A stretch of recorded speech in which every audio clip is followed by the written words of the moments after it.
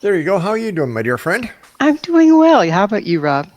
Well, let's see. I'm still here. I've thought that I might be abducted by aliens after my last hour of trying to make sense of what so many people can't make sense of, and that's reality. But You you're know? still here. Yeah, No abduction. no, saw some aliens, but they were Mexicans on the street. Now you've got a very interesting show. You've got two very interesting shows. One's a full hour show, and the other's a segmented show that we call vignettes. And the main show is called Mission Evolution. Tell us a little bit about Mission Evolution.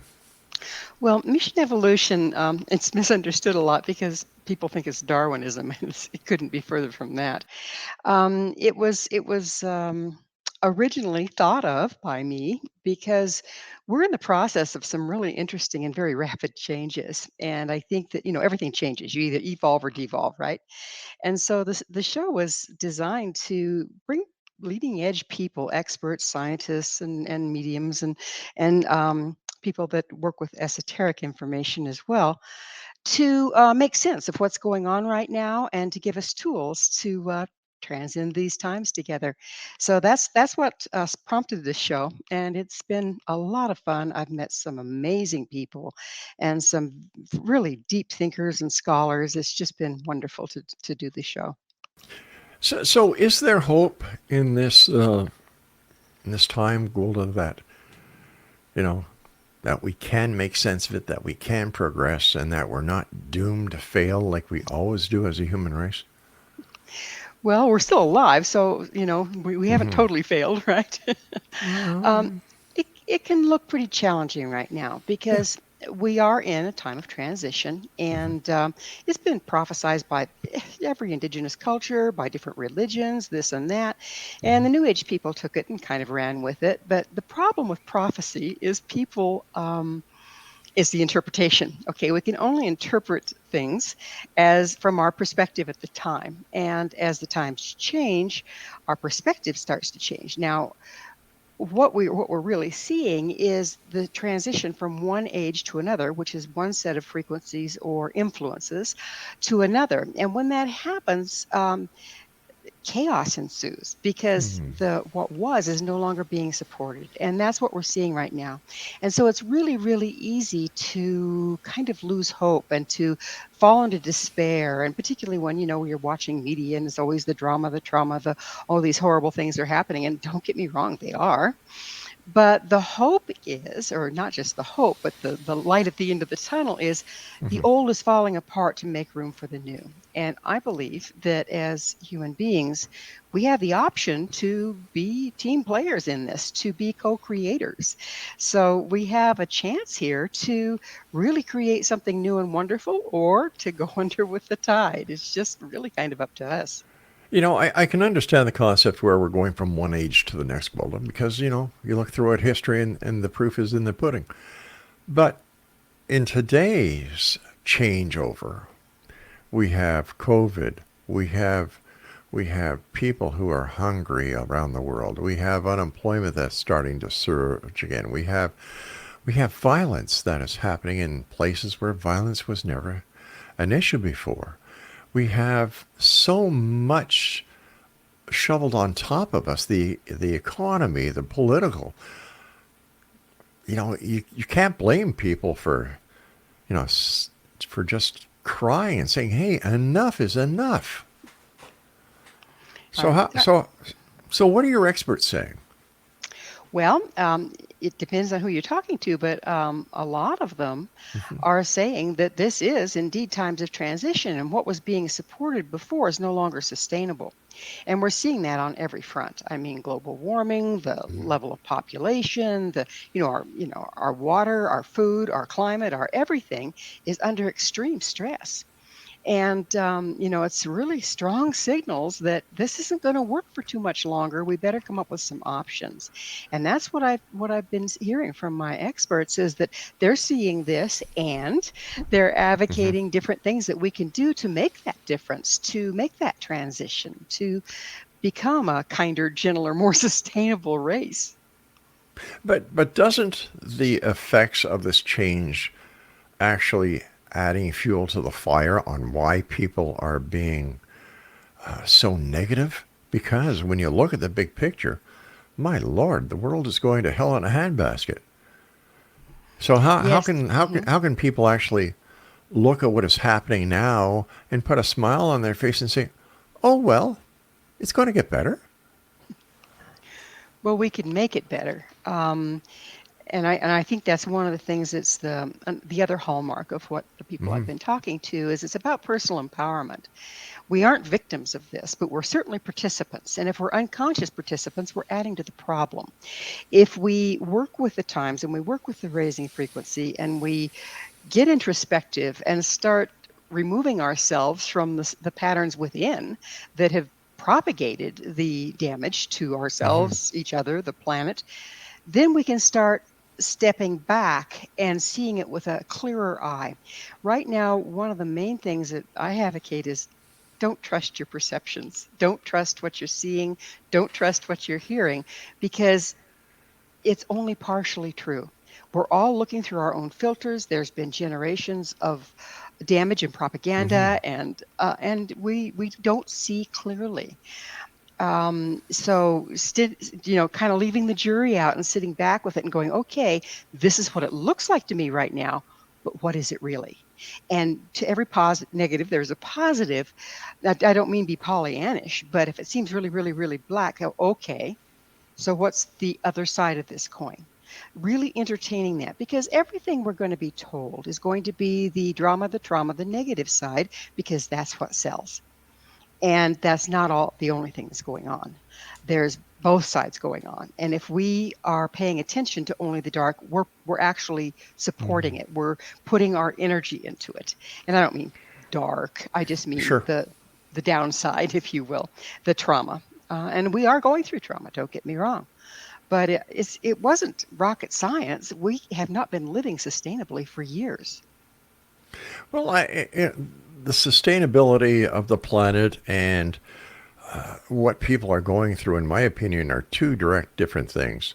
For example, you've got people who are losing their homes because of the interest rate and the housing crisis that was caused by COVID, and then the onslaught of COVID variations that are still affecting us today.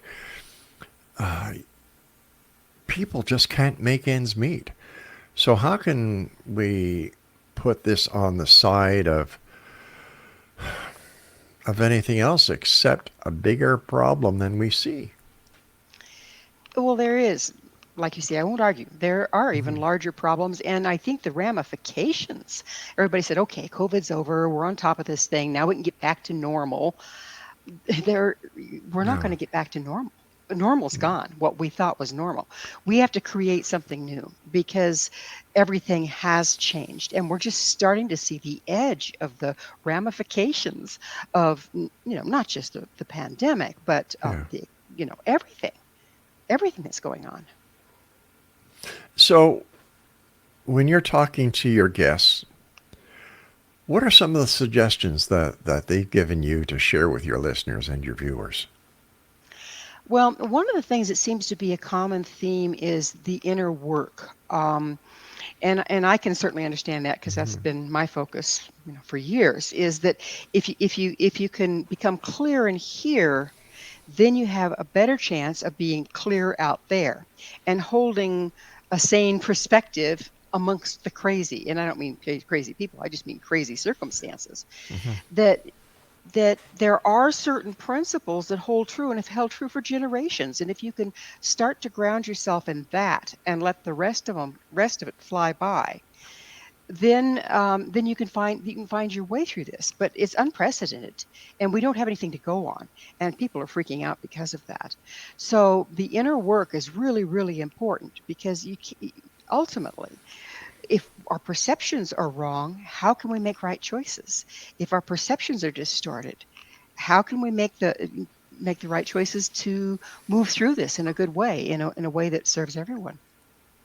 Let's talk about perceptions when we come back from this commercial break. And explanation, if you'd like to find out more about GWILDA, visit her websites. And the one for Mission Evolution is www.missionevolution.org. And for Stairway to Heaven Media, I'm Rob McConnell, GWILDA WIYAKA, and I will return on the other side of this break. Don't go away. Welcome back, everyone. GWILDA WIYAKA is my guest this hour. And GWILDA, you're a shaman. And I know that you offer shamanistic courses on your website at findyourpathhome.com. First of all, how would you describe what a shaman is? Well, there's, over the ages, the concept of what shamanism, and it's an ancient practice, 50 to 60,000 years old, and it's present at the base of every culture we have, as far as I know. So, like, there's Tibetan shamanism, there's Celtic shamanism, there's Native American shamanism, there's Inuit shamanism, and the list goes on and on and on and on and on. And I've traveled a lot and have been fortunate enough to study a lot of the different forms, and they have an amazing amount of things in common. And so I'm going to be speaking to what they do have in common. And to a one, they're an organized set of rituals designed to help the practitioner manage matter at the quantum level or work at the energetic level of life. And, when we're trying to heal or trying to make a difference in our lives, we tend to work on the physical level. But by the time things are manifest, they're pretty well set in stone and kind of unwieldy and hard to maneuver around and change. But if you can interface with them and impact them at the frequency level before they become manifest, you can really affect outcome much more easily. And that's what shamanism is based on.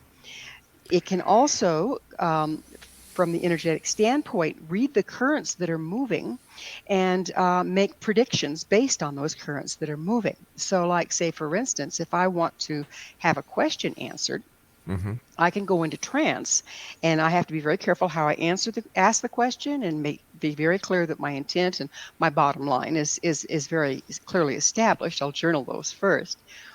But then it's like going into a dream state, and I'll get metaphors, and then I have to apply the metaphors to the question.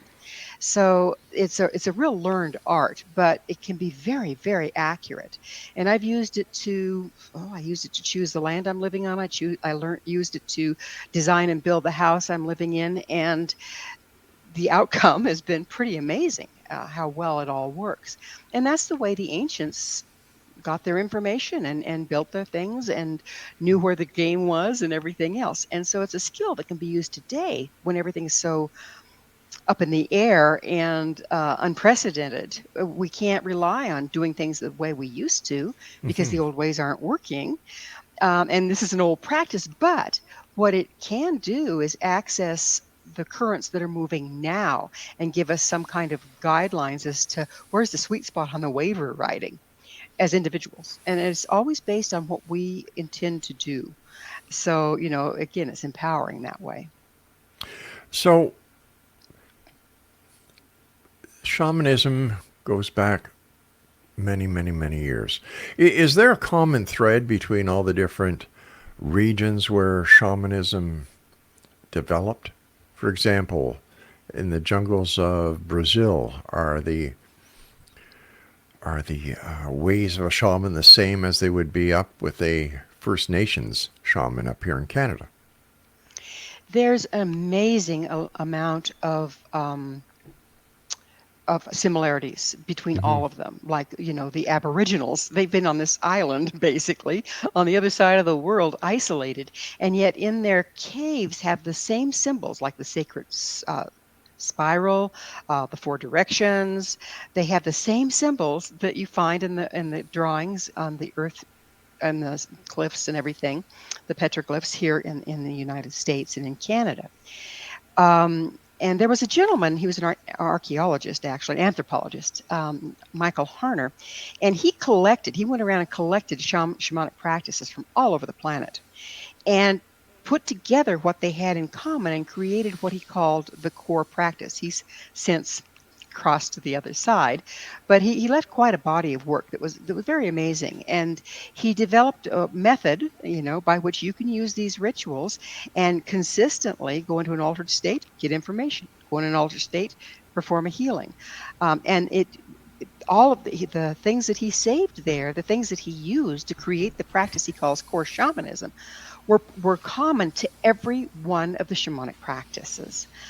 So the journey trance, altered state of consciousness, is measurable, by the way. I've had all sorts of gum put in my hair because I used to work with doctors all the time and they were fascinated. So they wanted to see what happens to my brain waves when I go on a journey. And consistently, I would drop from the day to day of beta to alpha and even theta, and then come back out at will by using the ritual.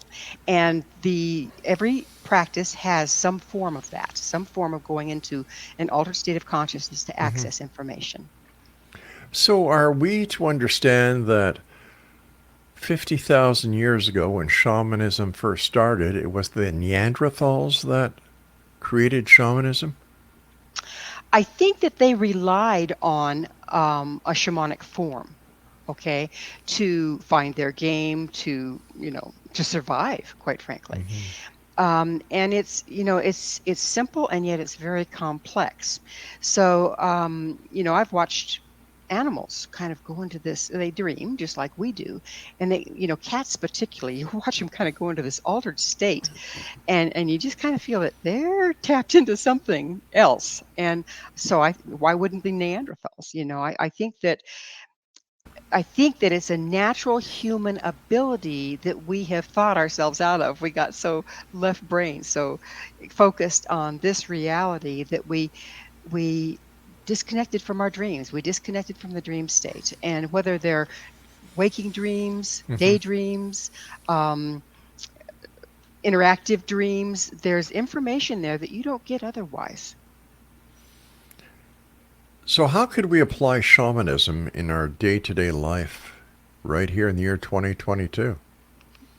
Well, it's been the way I've lived for, oh gosh, 50 some odd years. Is anytime I have a major decision to make, Hmm. I'll um, go into journey, I'll go into trance, and I'll have a question laid out like, what does it look like if I do it this way? What does it look like if I do it that way?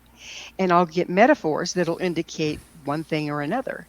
And then I'll make my choice based on that. I don't ask spirit, if you will, or the energies that be, or the dream state, to make my decisions for me. That's always a mistake because the value judgments there are very different than what we have in this reality. But I can get inside information, if you will, of what the larger currents are working and how to fit within it. So I use that all the time. Like I said, I designed and built my house around the principles Yeah. that was given and everything. And it works.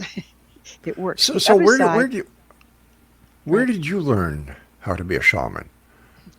Well, I first studied with a Lakota elder when I was in my early 20s, and I studied with him. I went to the reservation and stayed with him on the weekends and worked for and with him. Hmm. I would bring coffee and I would clean their house, and in exchange for his teachings. And I worked with him 8 years until he crossed. He was in his, I think he was in his 90s when he crossed, and it saved my life, quite frankly, because I was born kind of sensitive, and then I lived in a very intense situation, family wise, and everything else. That I had to, as a child, I really had to know who was going to pop off next to be safe. And so I really cranked up my sensitivity, but then I didn't know how to turn it down. So by the time I met my first teacher, I was, empathing everything around me. I was overwhelmed by everybody else's emotions. I was in college and it was just being in the dorm was just too much. So finding this practice helped me find the discipline to be able to listen when I needed to, but to turn it off when I didn't, just for starters. And then all the other skills that I learned. And by the time he crossed, I felt like I just don't have enough. And he had told me that, he was teaching me the way of his people, but I had to Hmm. find the way of mine. So I'm part Native American, but I'm also part Celtic. So the next place I studied, of course, was Celtic shamanism. And it's a fascinating form as well. And then I, went on to study everybody I could lay my hands on: Choctaw, Arapaho, Tibetan, Celtic. I just studied every form of shamanism I could get my hands on. Finally But ran what across but what Michael what were Harner's you group and studied with them. what were you searching for? I was It searching for sounds like you were on a quest.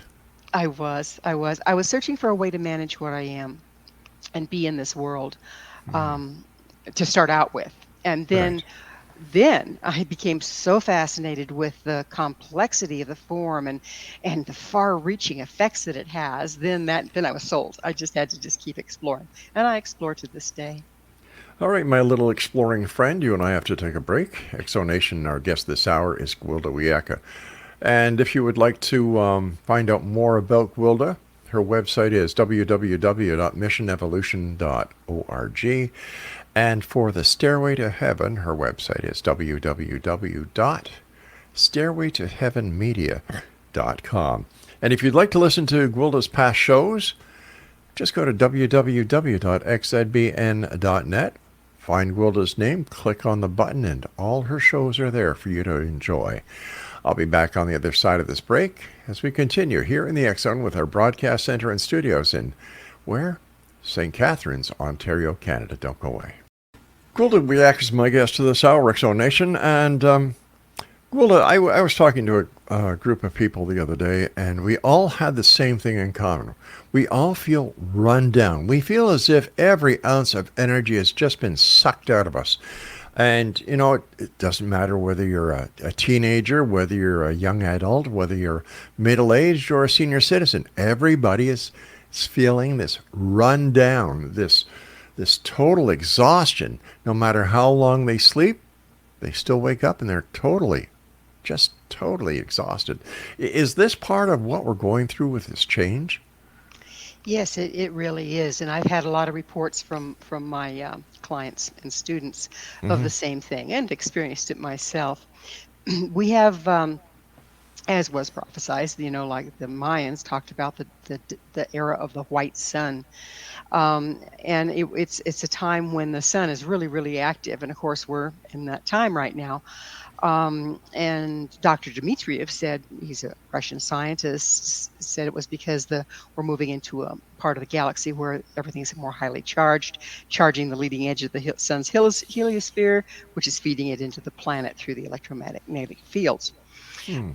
But regardless of the cause, basically the frequency is rising very, very quickly. And what that does is it puts great pressure on our physical being. It puts great pressure on any place that we're not streamlined. And that's why I was talking about the internal work. So if you have a bunch of denials, if you have a bunch of patterns, if you have a bunch of Mm-hmm. avoidances, you don't channel well. Your system is compromised. And it's like, having a gold wire for your speakers versus steel wire. The steel wire is going to heat up and it's not going to transmit the frequency as Mm-hmm. clearly as a gold wire will.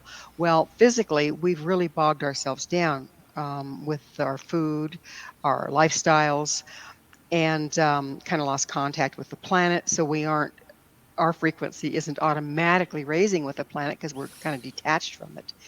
And so it's there's this frequency discrepancy between the ambient frequency and what we can manage.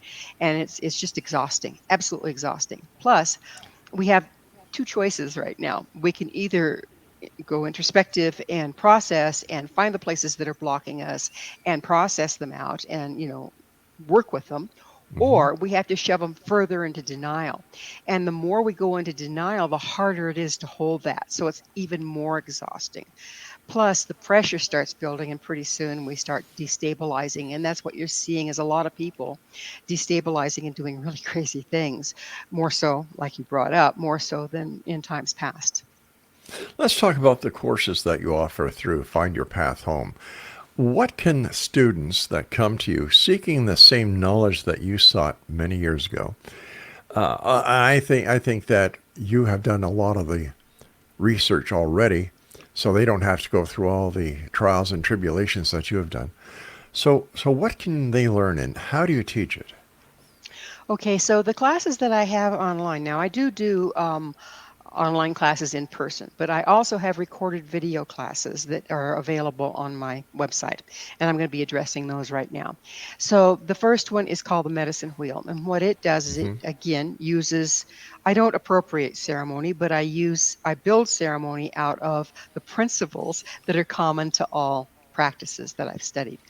And what this practice does, the first class, is it teaches you how to reconnect with the planet, how to reconnect with the seasons, the equinoxes, the solstices, how to do ceremony at auspicious times in order to realign with the frequency that the planet is bringing forth from the sun and from the circumstances that we're in, so that you can realign yourself and have less pressure on you. Okay.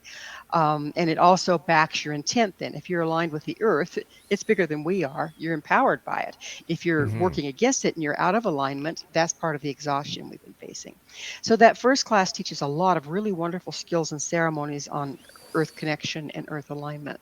The second class is a journey class, and it teaches you how to do the shamanic journey trance, which I talked about earlier. It helps you to you can ask questions at the beginning level. You can ask questions to guide your life and get very accurate answers. And then the third class, I believe, is about power animals, and that is how to work. Power animals are a metaphor, okay, but working with the metaphors and empowering your life through the frequency that they represent. So a power animal will stand for a frequency that you might be lacking. So if you align with the frequency that the animal carries, then it helps you to become more balanced and aligned and empowered. And so that's the power animal class. Then there's sacred space, which teaches you how to work with the power and balance and space within your home and business and everything else. And then there's, I believe, fairy folk, which is a very fascinating class. It's a little more Celtic in its nature. So earth spirits and fairy folk. So those are the ones that I have Wow. online that you can purchase that are pre-recorded. And then periodically I teach in person. So, how long would it take for someone listening to take your course, and can they become a shaman like you? I like to call myself a shamanic practitioner. In other words, I do the practice. Shaman to me are like your indigenous people that were born to it. They come from a family line Hmm. that has the predisposition and this and that. But yes, they can learn to be a shamanic practitioner, just depending on how long they want to study. If they take the classes that I have online, just I have 5 of them right now, they can become fairly proficient at having it to use in their personal lives. If they want to become a healer, then they have to take more advanced classes, and I offer those periodically. And I used to offer and will offer again a 2-year program whereby they can become shamanic practitioners to the level that they can do shamanic healing, they can do soul retrieval, they can help the dead to cross, they can do medical intuitive. There's all sorts of skills that you learn in more advanced studies. But it's every bit as complex as being a medical doctor, so you can't take it lightly. What is soul retrieval? Soul retrieval is it's you never lose your soul. I don't even like the name, but it's one people most often use, so I use it. But when we are faced with trauma, we tend to disconnect from part of our natural expression in order to survive. In other words, if I get yelled at by a parent, they get triggered and get really angry with me for showing too much joy, okay, or crying or whatever. And then I will learn to not express my grief or not express my joy in order to stay safe and get along in the family. Well, that compensation then stays with us if we don't re-examine it. And we have literally lost part of our expression. And that's called soul loss. And what you do as a shamanic practitioner, we're energy masters. We go in and find the frequency that the person is disconnected from, like a broken key on a piano. We find the frequency they've disconnected from, bring it back, and teach them how to realign with it. And then they have those abilities back on deck. So, when you were saying energy masters, are you talking about the same sort of mastering energy that they use in Reiki? Reiki, the form of Reiki is a simple part of shamanic form. They're using, but they are that is a form of energy mastery. They're using their bodies to Hmm. channel positive and negative between their hands to bring balance back to the physical body. It's a lovely practice, and it's also based on shamanic practices, ancient practices. I do that kind of healing, but I was never trained in Reiki. I came in through the shamanic way. Um, so yes, there's also well, like mediums can access. the spirit of the dead, if you will. And that's a whole nother topic. Maybe you and I can get into another time. But um, so yes, it is energy mastery in that you learn to interface with the energetic level and how to manipulate the energetic level. Another topic that you were speaking about that caught my ear was helping people cross over. How do you do that? Like when somebody's dying, they're dying. So how do you help them? Well, it's very, very interesting. It depends on the circumstance. It's as different as every circumstance. And Mm-hmm. I've been a death doula. I sit with the dying very often. I'm called to do that. And some people, they know their way. They're going to go, right? But other people, maybe they are afraid of the kind of life they lived and they believe in the heaven and hell. And, so they're kind of Mm-hmm. afraid to go and they'll fight death and suffer quite a bit. And what I do is I talk them into a shamanic trance and then help them find their way out of their body to what we call the crossover point, which is simply a higher frequency level where they can engage with the unified field. And that's what crossing over is. But then I'll bring them back.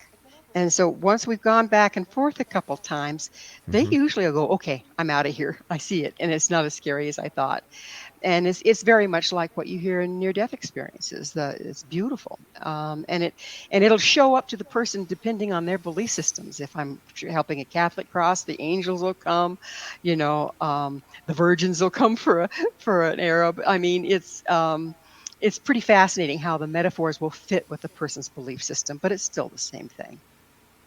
Fascinating. Stand by. You and I have to take our final break for this hour. And X Zone Nation, Gwilda and I will return as we wrap up this hour here in the X Zone from our broadcast center and studios in St. Catharines, Ontario, Canada. Gwilda WIYAKA is with us this hour. She is the host of Mission Evolution on the X Zone Broadcast Network and X Zone TV, as well as Stairway to Heaven. How would you describe Stairway to Heaven? Hmm.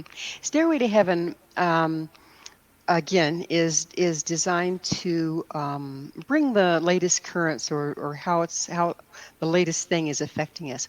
And I noticed, for years when I've been working with students and with Mm-hmm. clients, and with my own experience, that there'll kind of be a theme that runs through things. I'll have, 6, 7 different clients with a different variation of the same theme going on at a particular time. And I started noticing this and kind of tracking it and following it. And I realized that, I've come to realize that the currents, that the frequency, the rising frequency on the planet is bringing forth different things at different times, but they have a theme. And so I started writing the Stairway to Heaven episodes. In fact, you were the one that suggested that I start bringing them forward. We brought them forth on radio first and then start filming them. But every week, based on, what my journeys are showing me, what I'm Mm-hmm. experiencing, what I'm hearing from my clients and this and that, I'll be discussing the theme, how it's affecting us and how we can weather it and how we can find our way through it. So that's what they're about. And they're really fun. They're very, um, quite a collection now. What do we have? 63, 64 now at I, this point? I believe so, yeah. Yeah, yeah. What is your favorite topic? As a talk show host, I have my favorite topics. And what are your favorite topics? Whew, that's a tough one. There's so many topics. My favorite, of course, is Give me whatever's your going on at the time. So, give me your top three. okay. Um, I really love anything that has to do with empowering people. So, how we can let go of what we think we are, but we are not, and engage the glory of who we really are. And most people don't know who they are. And we're a work in process for sure if we're, evolving and trying. Um, but to watch people go, oh, that's what's happening. And now I Ah, can. Okay, that makes my life worthwhile. I love that to see people take it and run. So that's one of see my that favorite. see that aha moment, the light over their head as it goes on. Yes, exactly. And they might have something they've been suffering with Mm-hmm. forever, and just the right word at the right time or the right concept at the right time, and they're on their own. They're on a run. They're good to go. It's really fun to watch. With your show, Mission Evolution, you've had some great guests on. Who's your guest tomorrow?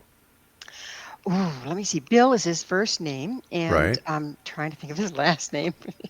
I'm sorry, we have so many guests, but It's okay. he's a lovely man. I was just visiting with him today, getting his equipment set up because we'd Hmm. had some difficulty. But his topic is bugs as food, which Oh, wait a second. Hold you. on here. Hold on here. Hold. You know, a couple of years ago, I would have thought, ugh. But you know what? There's more and more TV programs talking about how eating bugs may be the answer to the world hunger situation. It's amazing. I Yeah, remember when I was in Saudi Arabia, yeah. I was in one of those times when it was like your epic biblical plague of locusts. I Hmm. mean, first there's this smell, and there was never a cloud in the sky there. So then all of a sudden there's this dark cloud coming your way, and it's like, oh my goodness. And then there's the sound.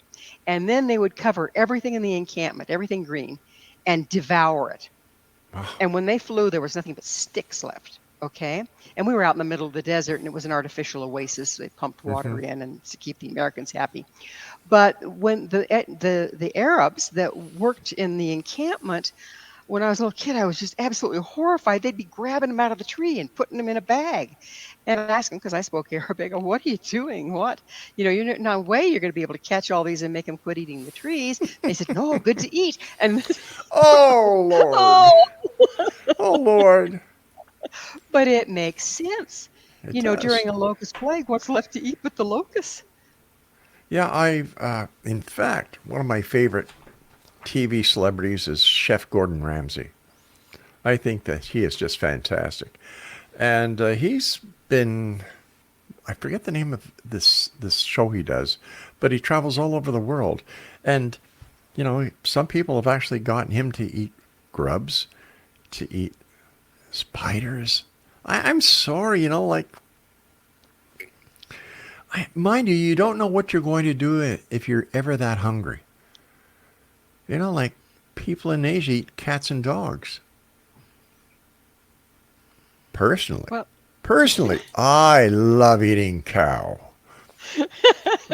I oh love my my. steak. I love my steaks so raw that, we pass a herd of cows and I start drooling and imagining filet mignon and New York cuts, rump roast, even liver. I love eating cow. Well, well, they are taking up about a third of our resources to grow them, however. Thank God. Thank God. God must be. Well, listen, hey, Jesus was a shepherd, right? Hmm. He liked lamb. I like cow.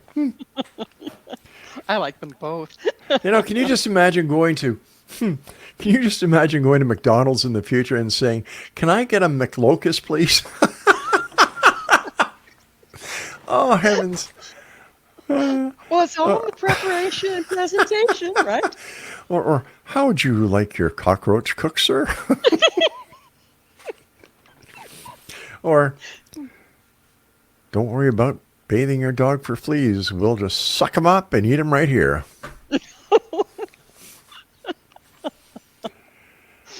Have you ever noticed when you're on the show long enough, we totally digress? Have you ever noticed that? I know it. I think Mm. we bring out the devil in both of us. Okay, on a serious note, what did you do with Bigfoot? Well, I think the bear ran him off. The bear was here again last night. Uh-huh. Hmm. Yeah. Hmm. I don't believe you. I don't believe you. Okay, I confess, I've got him tied up in the back room. In the bathroom? In the back Oh, room. back room. I'm not even going to go there. I really am Yes, not. that's probably wise. So your courses are available online at findyourpathhome.com. Hmm. That's Your true. show is Mission Evolution. It's available online at missionevolution.org, and it's available. I know it's being played on a regular basis on Simul TV on the X Zone TV channel. All your shows are available on xzbn.net. And I know that your Mission Evolution and your Stairway to Heaven are available on Rumble as well. When's your next course start? The courses that I spoke of that are the online pre-recorded video courses are available at all times. Oh, good. And yeah, they're all you have to do is go to findyourpathhome.com and it's right there on the front page. So they're available at all the times. Occasionally, I will run specials on them, and if you want to be notified of that, you have to just join my mailing list, and you can do that on that website. But otherwise, like I said, they're right there all the time. And I'm sure that on your mailing list, the people who subscribe also get the updates on your shows, who your guests are going to be, and where they can actually watch or listen to the archives. Yes, absolutely. In Yeah. fact, I will include the latest Stairway to Heaven and the latest Mission Evolution episode, a link to them every week in an email. So One we send question that you out. ask all your guests that I'm going to ask you: what is your mission?